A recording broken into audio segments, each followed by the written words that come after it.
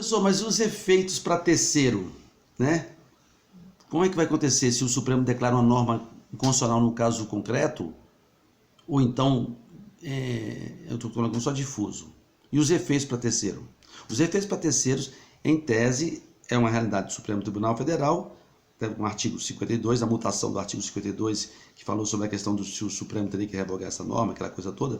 O pessoal entende que o Supremo, na decisão do acórdão, o Supremo tem que descrever essa situação. Ele tem que colocar no acórdão. Situação complicada, mas é para a gente entender que o negócio não é simples não, porque pode haver aí um entendimento, né, que a partir do CPC de 2015, os precedentes serão analisados e o próprio Senado Federal vai ser intimado, e aí ele tem que um tempo para poder revogar aquela norma. Tem o artigo 52, inciso 10, uma discussão bastante complexa, né, tá certo, sobre isso. Então, qual é o procedimento para, né, recurso extraordinário para poder revogar aquela norma, tá? Maioria absoluta, que eu coloquei para vocês, do pleno do tribunal, para revogar a norma, né? Beleza? Depois do trânsito em julgado, o Supremo vai mandar para o Senado, o Senado vai fazer uma resolução para suspender aquela norma. Professor, você precisa aprofundar essa matéria. Essa matéria é constitucional.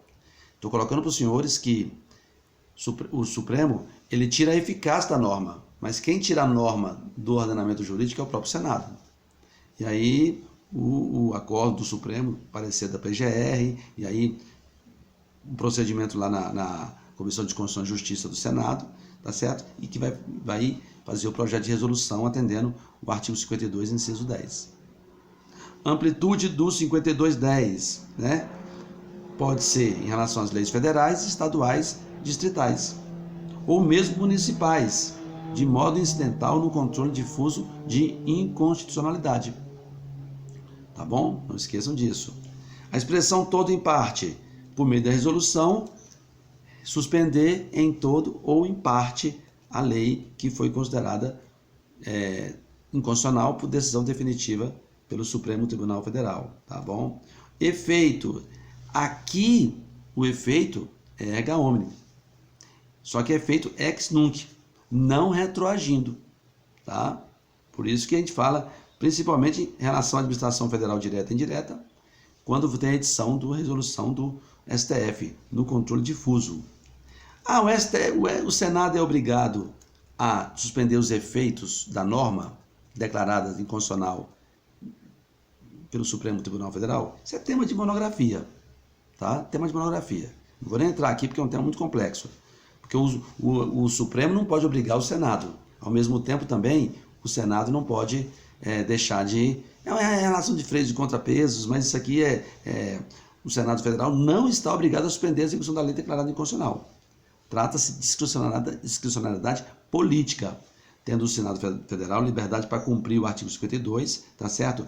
Se ele não tivesse liberdade, a discussão, seria a princípio da separação de poderes. A discussão complexa, eu não vou entrar aqui, porque o Senado e o Supremo, eles se conversam, eles negociam, existe uma relação quase que complementar, né, do trabalho deles. E aí, a resolução do Senado é irrevogável, tá bom? Daqui a pouco a gente continua. Então, declarar a norma inconstitucional, manda para o Senado faz a resolução e aí, inconstitucional, irrevogável. Um abraço, daqui a pouco a gente volta.